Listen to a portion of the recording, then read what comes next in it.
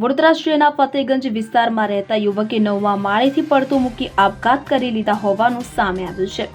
આ બનાવ અંગે માંજલપુર પોલીસે ઘટના સ્થળે પહોંચી યુવકના મૃતદેહનો કબજો લઈ પોસ્ટમોર્ટમ અર્થે શહેરની સયાજી હોસ્પિટલ ખાતે ખસેડ્યો છે।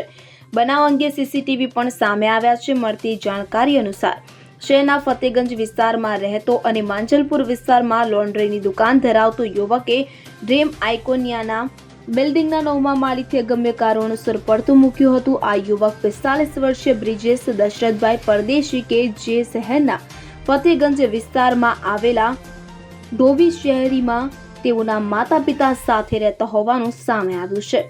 બનાવ અંગે માંજલપુર પોલીસે આ યુવક આ બિલ્ડિંગમાં કયા કારણોસર ગયો અને શા માટે આ પગલું ભર્યું તે દિશામાં વધુ તપાસ હાથ ધરી છે। આ યુવકના પરિવારમાં માતા પિતા ઉંમરલાયક છે અને તેઓની બહેનના લગ્ન થયેલા છે। મૃતક યુવકની બહેન મુંબઈ ખાતે રહે છે અને તેઓ પરત આવ્યા બાદ આ યુવકના અંતિમ સંસ્કાર કરવામાં આવશે।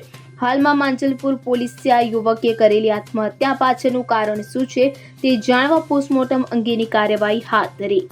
Bureau report CN24 news. હવે જુઓ દેશ દુનિયાની તમામ ખબરો તમારી આંગળીના ટેરવે। ઉઠાવો મોબાઈલ અને ગૂગલ પ્લે સ્ટોર પરથી ડાઉનલોડ કરો અમારી CN24 ન્યૂઝ મોબાઈલ એપ।